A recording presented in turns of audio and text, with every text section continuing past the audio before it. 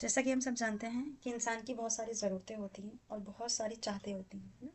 तो नीड वो सारी चीज़ें होती है जो हम जिन्हें फुलफ़िल कर सकते हैं, जो लाइफ़स्टाइल को मेंटेन करने के लिए ज़रूरी होती हैं। लेकिन डिज़ायर्स वो होती हैं जिनको फुलफ़िल करना नेक्स्ट टू इम्पॉसिबल होता है। रीज़न भी कि हम ह्यूमन बीइंग्स हैं, हमारी डिज़ायर्स बढ़ती रहती हैं। फाइनेंशियल प्लानिंग किसे कहते हैं? ये हमारे फ्यूचर के लिए इम्पॉर्टेंट होता है और ये स्ट्रैटेजी हमें बनानी पड़ती है कि हमें कितना इन्वेस्टमेंट करना है, कितनी हमें कैपिटल रेज़ करनी है, मैनेज कैसे करना है। साथ साथ में ये हमारे ऑब्जेक्टिव और गोल्स को अचीव करने में हेल्प करता है। इसी के साथ में ही हम फाइनेंशियल प्लान करके अपने कंटीजेंसी प्लान्स को कंटीजेंसी जो फंड्स होते हैं उनको मेंटेन कर सकते हैं। जैसे कोविड के टाइम पे लोगों ने अपनी सेविंग्स करके रखी हुई थी, है ना, तो वो कंटीजेंसी फंड में इंक्लूड किया गया क्योंकि वो अनएक्सपेक्टेड था, वो अनएक्सपेक्टेड नीड हो गई। लोग काम पे जा नहीं रहे थे बट उसके बावजूद भी उनको खाना पीना रहना तो था ही, तो उन्होंने अपनी बेसिक चीज़ों को उन्हीं बचाए हुए फंड से ही पूरा किया। गोल्स फॉर फाइनेंशियल प्लानिंग, अगर हम गोल्स की बात करें तो जैसे कि हमें एक जगह से दूसरी जगह जाना होता है तो हमें प्लानिंग करना पड़ता है ना। सेम ऐसे वे में ही हमें हमारे फाइनेंशियल गोल्स की प्लानिंग करनी पड़ती है, ठीक है। साथ में ही ये हमें गाइड करता है हमारी लाइफ की जर्नी को इजी बनाने के लिए। ये हेल्प करता है कि कैसे हमारी इनकम, एक्सपेंसेस, इन्वेस्टमेंट एक दूसरे से कोरिलेट करेंगे, हम कैसे अपने फाइनेंशियल गोल्स को अचीव कर सकते हैं। सो सेविंग, स्पेंडिंग और अर्निंग, इन्वेस्टिंग, इन सबको हम एक रेशो में लेके चलते हैं जो हमारे आने वाले फ्यूचर जो प्लान होते हैं हम उसको अचीव करने में ये हमारी मदद करता है। से नीड ऑफ फाइनेंशियल प्लानिंग, ज़रूरत कैसे ये लाइफ के गोल्स को अचीव करने में हेल्प करता है, ठीक है, जर्नी ऑफ लाइफ को इजी कर देता है। ठीक, ये स्ट्रैटेजी से हम लोग एक्सपेंशन करते हैं, इसका एक्सपेंड करते हैं, इसलिए लॉन्ग टर्म जो हमारी विजिबिलिटी होती है अपने फ्यूचर को लेके चलने की वो इजी हो जाती है और हम अपने मनी गोल्स को अचीव कर सकते हैं मैनेज करके।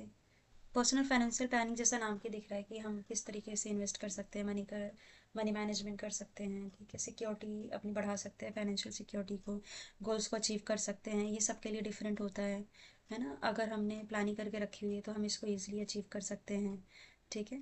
अब किसी के लिए ऐसा हो सकता है जैसे एग्जांपल के तौर पे कि एजुकेशन उनको बाहर कंट्री में लेनी है या फिर न्यू बाय करनी है कार उनको, या फिर बिजनेस स्टार्ट करना है। ये हेल्प करता है इनकम एंड एक्सपेंसेस को मैनेज करने के लिए।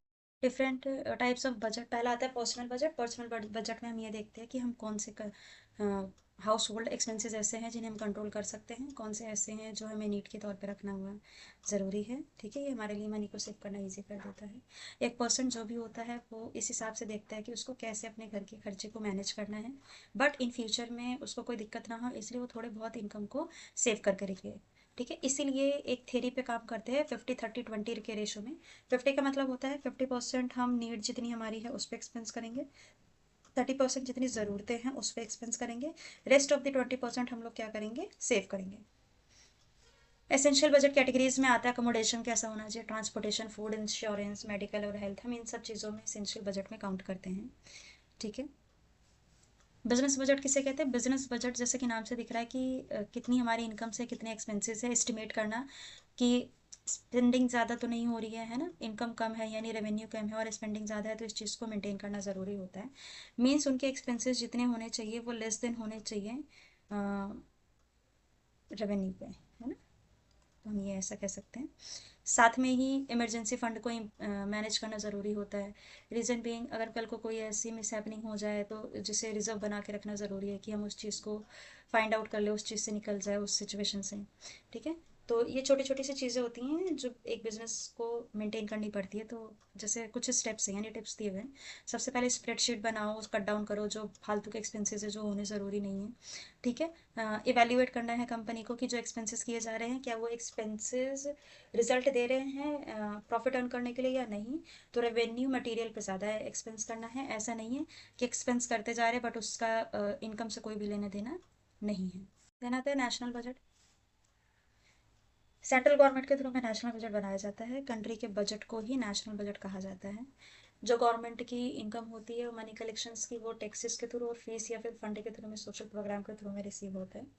फाइनेंशियल जो स्टार्ट होता है गवर्नमेंट का वो 1 अप्रैल को स्टार्ट होता है और 31 मार्च को एंड होता है।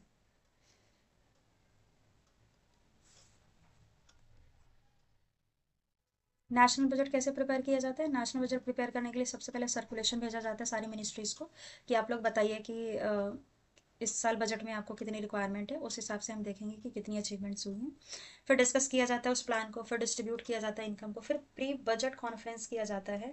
और ये वो टाइम पीरियड होता है जिस टाइम पीरियड में सबको मतलब मीडिया में आने के लिए मना कर दिया जाता है, नहीं तो ये रिवील हो जाने का डर होता है। फिर प्रिंट किया जाता है बजट को प्रॉपर डॉक्यूमेंट की फॉर्म में कि किसको कितना अलोकेट हुआ है और क्यों हुआ है। एट द एंड में फैब में आके ये प्रेजेंटेशन ऑफ बजट शो कर दिया जाता है इन पब्लिक।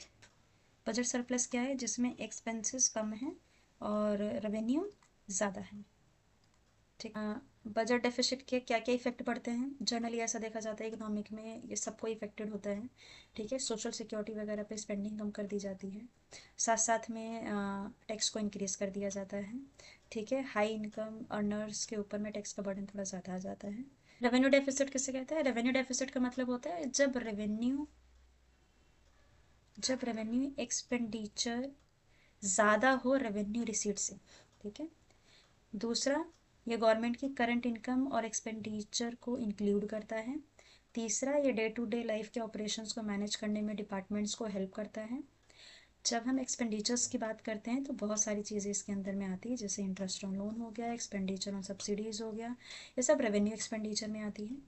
लेकिन जितने टाइप के टैक्सेस हो गए या फिर गवर्नमेंट जितने टाइप के इंटरेस्ट को कलेक्ट कर रही है, डिविडेंड को रिसीव कर रही है, ठीक है, या फिर एक्सचेंज ऑफ वेरियस अमाउंट हो गए, वो सारे के सारे किस में आते हैं? रेवेन्यू रिसीट में आते हैं। कंट्री डेफिसिट में जाती है तो सुटेबल मेजरमेंट्स गवर्नमेंट के थ्रू में जो लिए जाते हैं वो उनमें से कुछ होता है, जैसे वो इंक्रीज़ कर सकती है टैक्स को। ठीक है, कट डाउन कर सकती है कॉस्ट को, जो इन इफेक्टिव काम कर रहे हैं, मीन्स बेवजह के गवर्नमेंट एक्सपेंसेस हो रहे हैं लेकिन वहाँ पे नीड नहीं है एक्सपेंस करने की। इनकम टैक्स के रेट को बढ़ा सकते हैं, ठीक है, जिसकी वजह से डेफिसिट कम हो जाएगा। न्यू टैक्सेस इम्पोज किए जा सकते हैं, लाइक फूड टैक्स हो गया, कस्टम हो गया, इम्पोर्ट्स हो गए। कुछ गवर्नमेंट अपनी होल्डिंग्स को बेच सकती है, जो उनके पास में शेयर्स होते हैं उनके, वो उसको बेच सकती है। इतने में स्लाइड्स को पढ़ लेते हैं तो आपको कहीं और जानने की जरूरत नहीं है, आप इनको रिवाइज करें। ठीक है, और रिवाइज करके इन्हीं पे ज़्यादा से ज़्यादा फोकस करें ताकि चीज़ें आपको ज़्यादा से ज़्यादा क्या हो सके, लर्न हो सके। सॉरी अभी मैं न्यू तो मुझे ज़्यादा चीज़ें यूज़ करनी आती नहीं, बट आई होप मैं धीरे धीरे करके इंप्रूव करूँगी। ठीक, और आपको कंटेंट आपको ठीक मिलेगी। Thanks for watching.